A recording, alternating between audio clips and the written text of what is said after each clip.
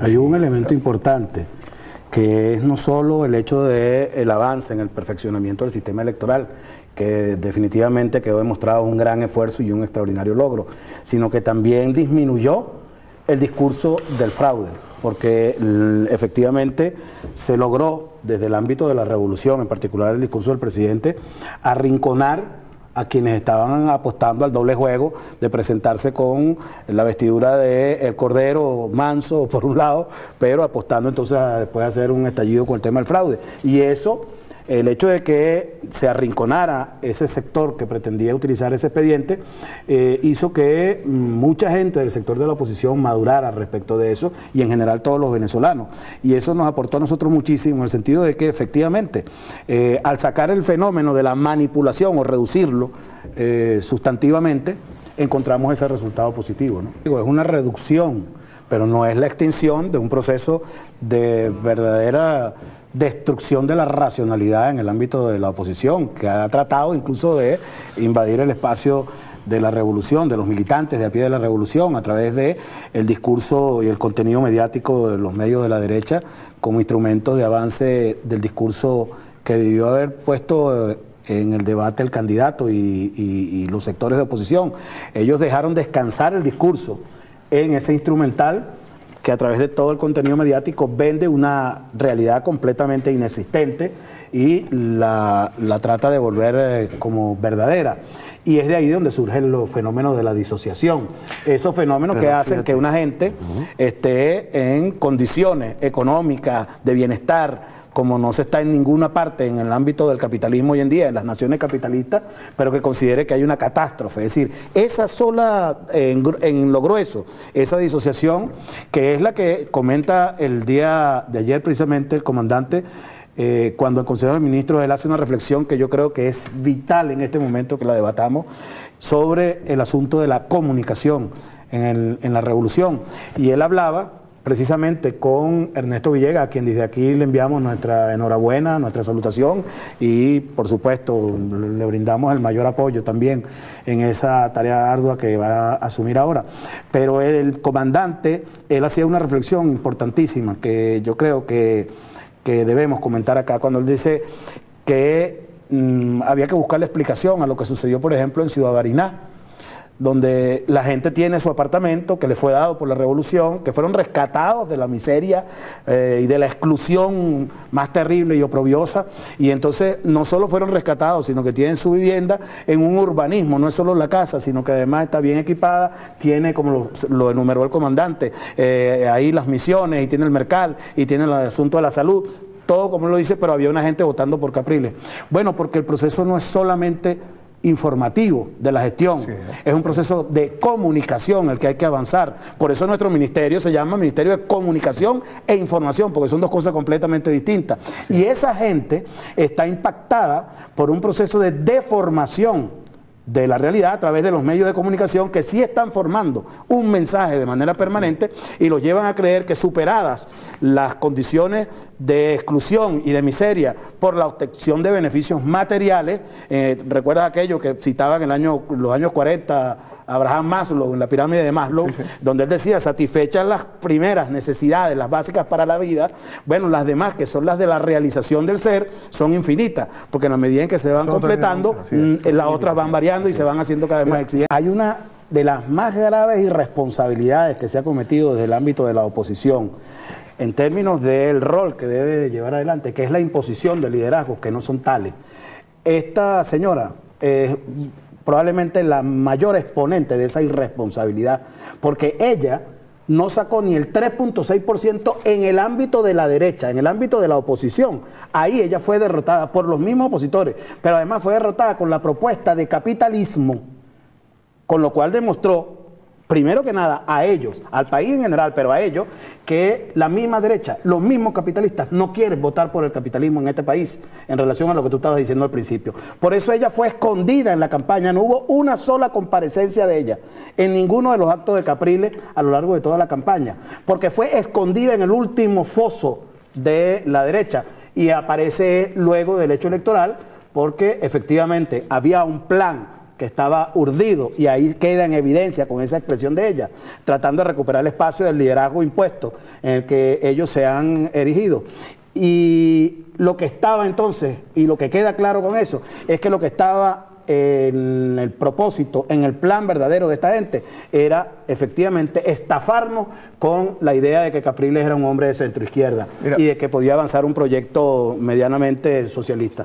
El 12 de febrero la derecha constató que nadie aquí quería votar por el modelo capitalista y escondieron a María Corina, que era la vocera de eso, y el candidato que aparecía en todos los análisis en ese momento, de los 5 candidatos que ellos tenían, como el que estaba como más tolerante con Chávez, el que era menos confrontacional, es el que gana, que es Capriles, en la primaria.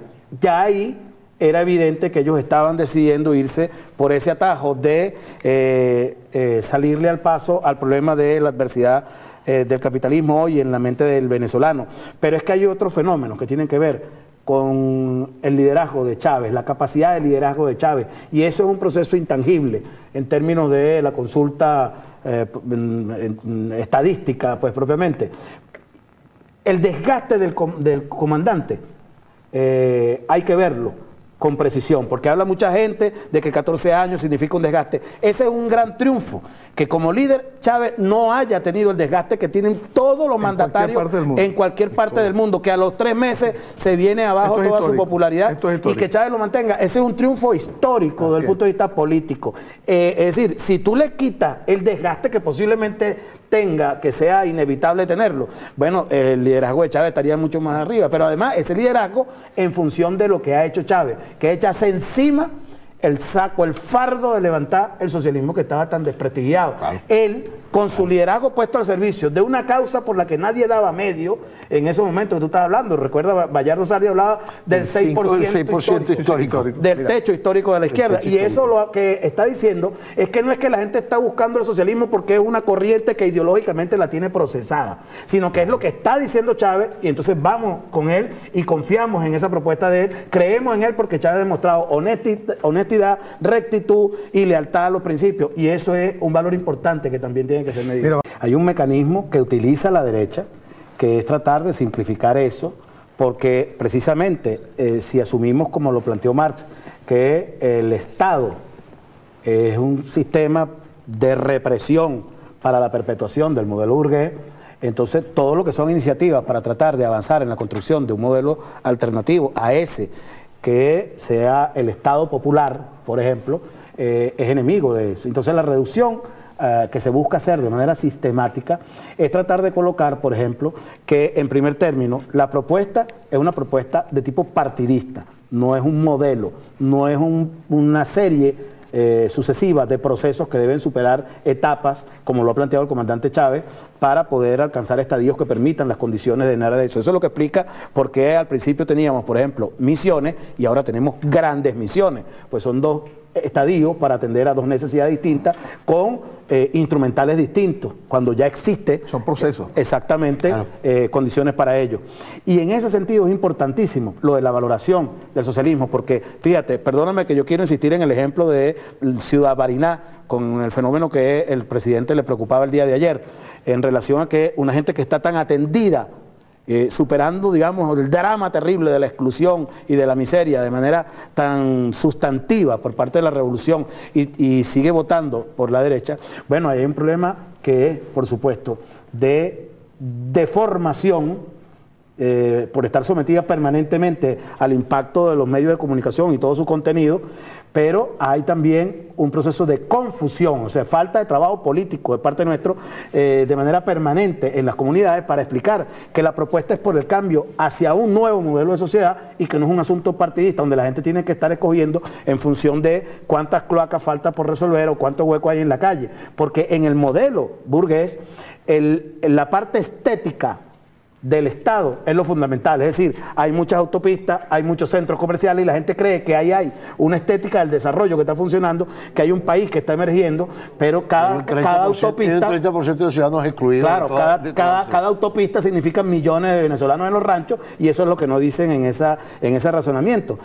Atender entonces la gente que está en los ranchos significa que hay que desatender los huecos de las calles, porque no hay para resolverlo todo al mismo tiempo, porque son etapas, son procesos, y entonces no hay cómo atender inmediatamente el problema de los centros comerciales, porque esa no es la prioridad en la transformación de la sociedad. Y no hay que construir los hospitales, sino las redes de prevención de la enfermedad, porque el hospital es un hotel de enfermos, mientras que la red primaria de atención de salud es la prevención de la enfermedad para que esté sano el ciudadano. Entonces, son conceptos completamente distintos que tienen que ver con el Estado. Y la confusión que puede haber en este proceso electoral que viene es que la gente entregó su vida por Chávez, pero dice, no voy a votar por lo de abajo porque Chávez es el que me resuelve. Y no se da cuenta que no es el funcionario el que no le está resolviendo el problema muchas veces. Sí debe haber mucha deficiencia en algunos casos, pero no es el funcionario, sino que es que ese funcionario está trabajando en el Estado burgués que todavía está montado y en el cual necesita simplemente darle apoyo a Chávez. Esta campaña que viene tiene que ser darle más poder a Chávez para que Chávez le dé más poder al pueblo. Esa es la lógica que tiene que moverse desde el punto de vista de la asunción, desde el punto de vista político. No es salir a dar discursos de yo sí voy a tapar hueco porque el otro no lo tapó. Ese no es el problema, porque aquí no es el funcionario el determinante, sino que el modelo es el modelo burgués, que es el que está haciendo peso, y sin embargo, sobre él Chávez ha logrado avanzar con lo que Miguel Ángel Pérez Pirela llama el Estado bis, que es el Estado paralelo que ha terminado creando Chávez para poder avanzar y para poder mantener esos niveles de popularidad con las misiones, con la atención a la gente, al ser humano. Ese es, yo creo, el centro medular de lo que debemos nosotros avanzar como debate en todo este proceso, que yo creo que debe ser no una nueva campaña electoral, sino la evolución de la que iniciamos en la campaña presidencial, porque la propuesta fundamental es la que presentó Chávez al país con los 5 objetivos históricos, y empezando por el de la independencia y la consolidación del proceso de independencia. Ese es el medular, pero tenemos que tener en cuenta lo que yo citaba al principio, que el logro de la gestión no es lo único que debemos comunicar a través de un modelo de profundización del mensaje de prensa, de noticia. Insistimos mucho en que hay que tener cuñas, que hay que tener la difusión del logro a través de comerciales. Y eso no es sino un aspecto de la comunicación. Esto hay que entenderlo muy cuidadosamente. Se trata de avanzar a un proceso complejo de comunicación que sí maneja de manera permanente la derecha y cada vez con mayor fuerza y profundidad. Una misma información puede ser leída de manera distinta dependiendo de la óptica en la que te ubiques. Por ejemplo, cuando el presidente empezó con los procesos de microcrédito a darle para unas máquinas de coser a las madres del barrio, bueno, había mucha gente aplaudiendo, los que entendían que era el inicio de la transformación de no solo niveles de vida en lo inmediato para esa señora, sino de un modelo de sociedad que, bueno, estaba sembrando las bases de una nueva concepción del trabajo, del desarrollo personal, de la inclusión social, etcétera, cantidad de valores que tenían que empezar no decretándose de manera radical, rompiendo con todo el modelo anterior. Sobre eso se debatió muchísimo a lo largo del tiempo y Marx y Engels en particular hablaban ya de cómo el peligro que hay en entender mal esos procesos de ascensión del poder del pueblo, de la búsqueda de la dictadura del proletariado, terminen convirtiéndose en procesos anarquistas que destruyan las posibilidades del pueblo. Es importantísimo en esta campaña que debatamos eso. La gente de la oposición veía en aquellas máquinas de coser que bueno, que era una dádiva, que era un trato vejatorio, que no sé cuánto, siendo la misma información del logro. O sea que no era lo que faltaba, no era que faltaba la información del logro, era que no se estaba concientizando con ese logro a la comunidad, a la sociedad, para que lo entendiera como un gran activo diferenciador del modelo del Estado burgués. Fíjate que lo dice Engels en esto que yo creo que es uno de los documentos que nosotros debemos leer en profundidad, debatir en profundidad en las comunidades, mucho más allá de la información de la gestión. El Estado y la revolución, pero en el análisis que hace Eduardo Sartelli, preliminar a esto, él cita a Engels y dice: Engels demuestra cómo los principios anarquistas cayeron uno a uno a medida que la insurrección española de 1873 se desarrollaba. Se abstenían de la política y terminaron a la cola de la burguesía más aventurera. Rechazaban la organización estatal y terminaron armando decenas de pequeños estados. Abominaban la centralización de un gobierno revolucionario y preconizaban la abolición inmediata del Estado y terminaron entregando al proletariado español al peor de los gobiernos burgueses y a la represión estatal. La piedra de toque, el eje de la cuestión es precisamente la concepción anarquista del Estado como una maquinaria parásita de la que puede prescindirse a voluntad. Una maquinaria que el proletariado debe negarse a construir y a utilizar a su favor justo cuando más lo necesita. Es decir, cuando la reacción de la burguesía lo obliga a defender con toda su energía la revolución en marcha. Eso es lo que está diciéndonos en este momento. Es que el peligro que hay es que la gente utilice el avance de la revolución para ponerlo en contra de sus propios intereses y de la propia revolución. Y eso es lo que está haciendo. Ustedes recuerdan que yo mostré en el programa pasado una fotografía que le mostraba al comandante Chávez, donde en el refugio del Sambil nosotros veíamos cómo el mensaje que le estaba llegando a las comunidades que estamos rescatando, que estamos salvando, que están en esa primera fase de su rescate, que es el refugio, para salir de ahí a una vivienda propia, bien equipada, en las condiciones de las que hemos hablado. Bueno, y veíamos esta situación alarmante. Todos están utilizando los beneficios que tienen ahora a la mano para ir a comprar una pantalla de plasma y su televisión satelital. Pero yo, después de que salí de aquí del programa, a los 3 días me fui de nuevo a ese sitio a tomar otra foto, y tú sabes lo que yo me encontré. Esto. Se duplicó la cantidad de antenas después que nosotros lo comentamos aquí en la televisión. Es decir, si no manejamos los instrumentos adecuadamente, exactamente, si no manejamos los instrumentos adecuadamente, mira, yo tuve que suspender mi programa de radio en la emisora de la Asamblea Nacional, donde tenía una conversación sobre estos temas todos los días con la gente, porque la directiva consideró que es más importante tener música de salsa, porque eso es lo que le interesa a la militancia revolucionaria, oír salsa. Y bueno, vemos los resultados en la parroquia combativa del 23 de enero, donde es probablemente la parroquia más salsera de Venezuela. Probablemente están escuchando muchísima salsa y poco socialismo, porque Capriles sacó 20.000 votos casi en esa parroquia. Es decir, estamos utilizando las herramientas indebidamente, y eso es un problema que nos puede afectar en este proceso, en esta revolución. El Estado es el tema central. Ahí, en esa gente que está votando por Capriles en el barrio, que están allá en Ciudad Barinas votando por Capriles, está produciéndose un fenómeno que puede estar ahí y debe aparecer en tus mediciones en cualquier momento, que es la alternabilidad como un valor que le vendieron a la gente, que era un activo de la democracia. Es decir, que hay que cambiar para ver, ya que tengo todas estas cosas que me han beneficiado, déjame ver qué otra cosa nueva me trae. Fíjate cómo enfoca a la derecha. Hay un video que yo quisiera ver de 1 minuto apenas, que quisiera que pusiéramos, cómo se ve, cómo se expresa de manera tan brutal y salvaje la concepción del Estado burgués contra la sociedad, colocándola contra sus intereses en función de las élites políticas. Se coloca en ese video la idea según la cual todos los avances, los beneficios que le dé el Estado, la revolución al pueblo, no significan nada. Es decir, aun cuando se estén resolviendo las necesidades del pueblo, hay que cambiar al gobernante. Fíjense esa distorsión tan profunda. Escuchemos el video, si ya está, Tiro. El argumento de que el pueblo escoge o decide al final termina siendo una falacia, es decir, termina siendo una manipulación.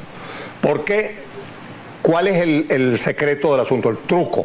El truco es que si yo tengo 6 años y en esos 6 años he venido utilizando el dinero y los recursos del poder de manera abusiva, podría eventualmente lograr resultados favorables justamente a partir de eso, con lo cual estoy bloqueando la posibilidad de alternabilidad. Entonces, justamente la Constitución consagra ese principio de alternabilidad para impedir que una misma persona, por muy bien que lo esté haciendo, no puede cerrarle el paso a otros venezolanos que tienen el mismo derecho a ejercer la presidencia de la República. ¿Te das cuenta? La concepción es, la democracia es para beneficiar a las élites políticas, no al pueblo. Sí, y si hay un mandatario que está beneficiando al pueblo, aún así hay que sacarlo. Sí, porque otros tienen derecho. Si nosotros hubiéramos cumplido con eso y Chávez no tuviera los 14 años que tenemos, hubiéramos tenido por lo menos 4 presidentes distintos. Y el desastre que tendría el país sería descomunal. Al día siguiente de las elecciones, ya nosotros lo vimos.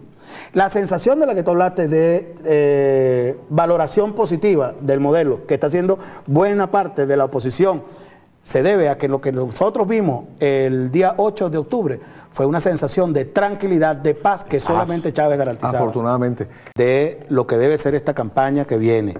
Hay alguna gente por ahí que se siente muy indignada, se siente molesta y anda cuestionando lo que llaman la imposición a dedo de algunos candidatos. El comandante ha dicho, viene una nueva fase y ha dado demostraciones de cómo las distintas fases han cumplido con su objetivo, que es el de darle el piso a un nuevo avance en cada oportunidad. En este momento él ha dicho, fíjate tú la óptica, como ahora se ve con mayor claridad.